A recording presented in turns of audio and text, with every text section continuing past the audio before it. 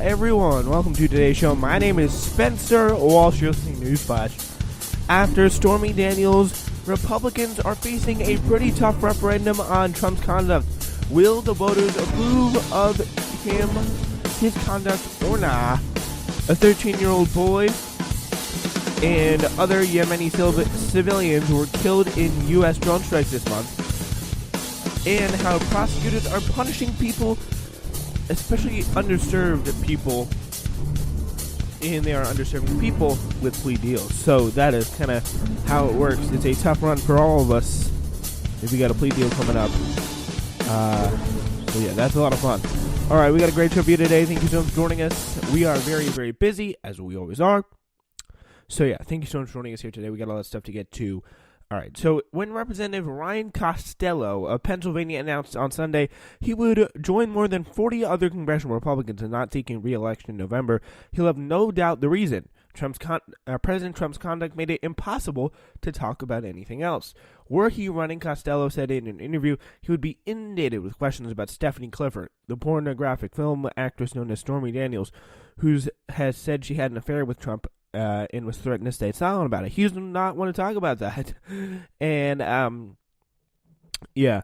Imagine, though, if the biggest thing I think with the story is why people are talking about it so much and why I kind of sometimes just get so outraged about it is because what if the shoe were on the other foot? Like, we have never covered this story before on our show ever, and we could have done it, and we could have gotten a lot more views out of it. We could have hyped it up a lot more.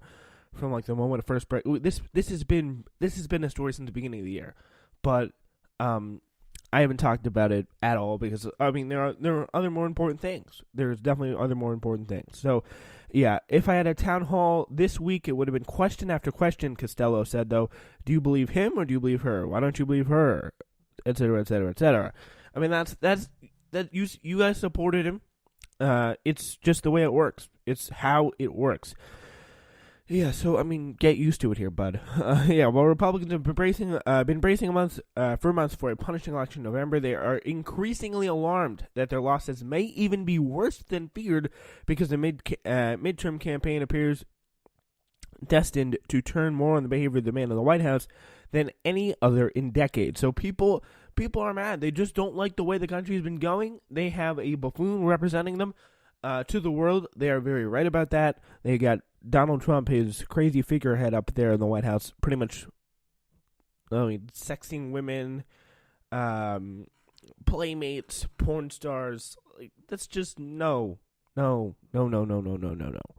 Yeah, so, Republicans have they've been bracing for months for this punishing election, and even as gun control, immigration, the sweeping tax overhaul, and other issues are mobilizing voters on the left and right. The steamy sex allegations in Mr. Trump's erratic style could end up alienating crucial blocks of suburban voters, particularly moderate women who might have been drawn to some Republican policies, but find the president's purported sex antics to be reprehensible, the New York Times explains. And I could definitely see that. I mean, I don't know how any woman at any housewife should be attracted to any kind of working Republican policies. Like, it just does not make any sense. They obviously don't know the Republican policies, but still, if they are attracted to some Republican policies, I could see if they could find their quote unquote sex antics a little bit irresponsible. But what I think is the Democrats cannot run a midterm campaign on this. They did this the last time, even though if there's an opportunity, if he finds real wrongdoing, make that one of the pillars. Make this one of the pillars of the campaign. Make it how bad Trump is. Make that be one of the pillars on the campaign. All right, so first thing is, we got Trump. He's very bad, right? Second thing is, we're going to fight our darndest to give you guys all health care at an affordable price, and you have to explain in every single solitary campaign speech. You got to reassure people, you got to counter the Republican narrative that this Medicare for All plan, it seems crazy, but it will actually pay. It's going to work. It's possible. And, for example, say how much money we spend on the military versus how much money it would cost to, for example, do Medicare for All. For example, it would, there's a lot more you can do other than just funnel money into the military and bomb 8 countries over again and again and again. Like, we are bombing 8 countries right now when we could be doing so many other better things. We could be getting rid of student loan debt, et cetera, et cetera. So, like, talk about free college again. Talk about minimum wage, raising it to 15. Why it must happen. Why it's really important. Push that through, because like these ideas, they are, if not are going to be quite popular if we have the right politicians coming out to explain them, to put the right context behind them, and to really put them through forward in a good light. Like I think the Democrats should be able to do this. Polls in every recent election show Trump has galvanized liberal and moderate voters, especially women, even those with college degrees, to oppose his party. But at the same time, personal loyalty to the president is increasingly the most crucial litmus test for Republicans. The widening chasm has created a dilemma of Republicans, especially in liberal and swing states. If they stay faithful to Trump, they risk incurring the wrath of many in the political center during the general election, likely dooming their campaigns. But if they disavow the president, they risk depressing turnout from their core Republican voters and watching the pool of volunteers evaporate overnight. It's a political catch-22. J. Tucker Martin, that's a great name, by the way. It's such a Republican name.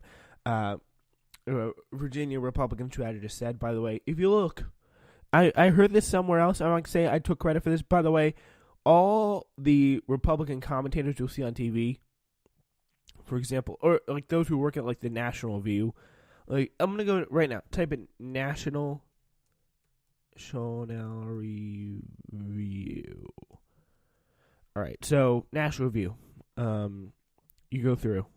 These are like a lot of the names of the people sound like male porn stars.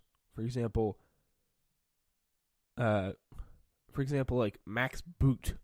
He's the first one I can think of right now. But it is quite incredible how much, like if you look at it, it's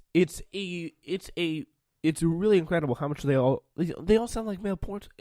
Like Max Boot, all the big ones, all the big prominent like centrist Washington D.C. living, like they all sound like male porns. It's quite incredible. J. Tucker Martin, but it's just that I don't know what that sounds like. I can't even think of it. But yeah, perhaps the most ominous for Republicans, though, there does not seem to be an obvious middle ground between the two, and I feel like it's getting to a point where the Republicans are kind of gonna split, like a lot of other countries. In a lot of other countries, like for example, take England. There's this Tory side, and then there's this like UKIP side, which is like the far right side, and then the center right side. I feel like that's going to have to happen. Like, is there any support for the neocon center right side in America, though? That's the question, and it doesn't look like it's a yes or it's a no, because the funny thing is, in other countries, the Liberal Party, the party run by, for example, like James Corden, they are occupying space to the left of us by quite a substantial margin, like that our Democratic Party is occupying. So yeah. Anyway, perhaps the most ominous for Republicans. Yeah, there's still does not appear to be an obvious middle ground at this point. Many in the party seem more consumed with their nomination contest than steeling themselves for the general election, and they're trying to finesse awkward topics like Clifford's claims in ways that do not turn off primary voters. It's all, who are you going to turn off? Who are going to turn on?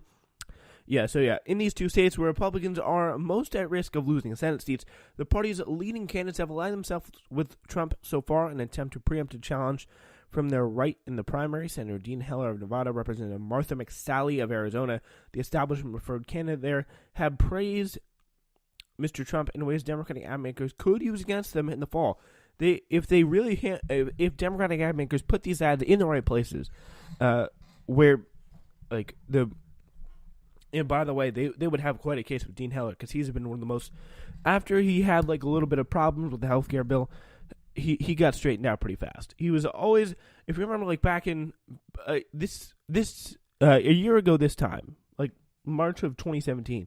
There were some big questions about his loyalty, but he started being a good little boy, and Trump, he fell in the line very quickly behind Trump here. So that's always something that that's worth being proud of, and he'll probably help from that. So anyway, short-term calculations amount to really political malpractice, say the Democrats, and Trump is way more than the proverbial elephant in the room. He's the elephant in the room with political bad breath, BO, and a foul mouth. a Smith veteran Democratic consultant said, who argued the last time the president's conduct loomed so large in the congressional midterms was the post-Watergate election of 1974. And the Democrats believe that Trump so overwhelms the political conversation that it makes their own liabilities pale in comparison. I don't see headlines with porn star sues Nancy Pelosi.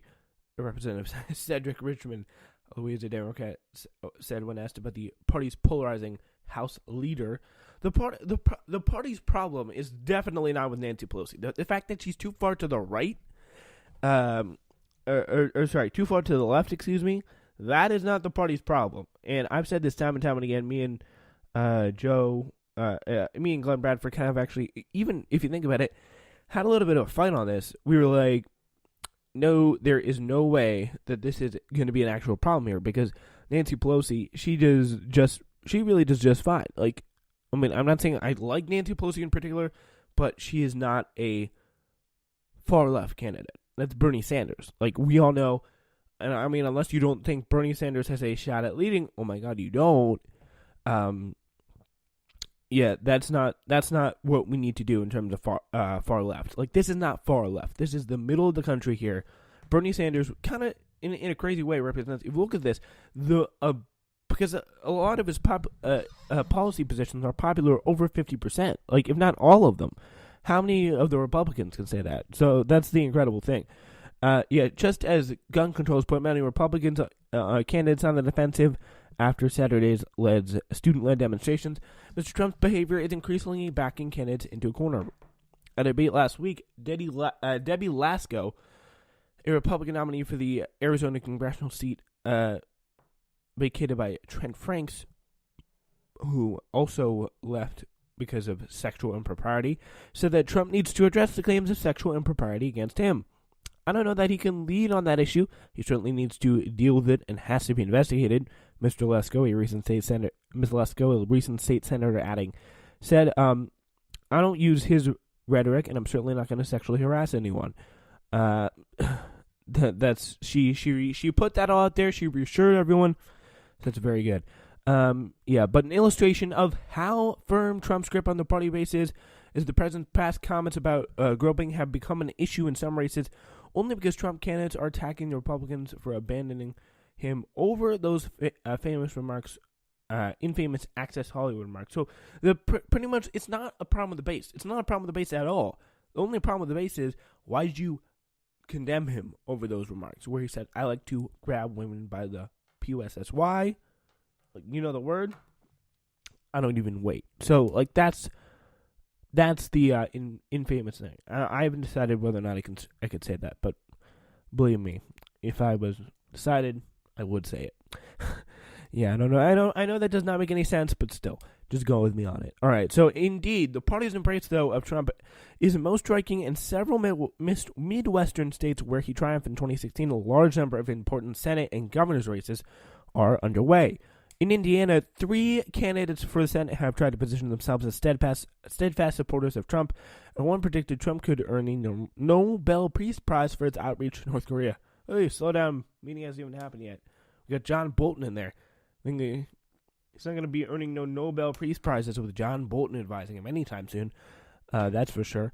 But even in conservative-leaning Midwestern states, there's a deepening recognition that Trump's volatile persona is a problem. In Missouri, home to one of the nation's most competitive Senate races, Trump swooped in this month to headline a fundraiser for Josh Hawley, the state attorney general challenging Claire McCaskill, a Democrat. Trump used the occasion to brag loudly about having bluffed his way using made-up facts through a phone call with Canada's prime minister, a boast that made international news. He made that fact up. Probably the most Trumpian thing any person can do. And obviously it was Trump who did it, so it's obviously no surprise. But still, incredible. Even Trump, it's surprising to hear that Trump did this, but it's not really at the same time. You're just like, oh my gosh. But you're like, oh, of course, it's Trump. Like, that's my reaction to that. But anyway, former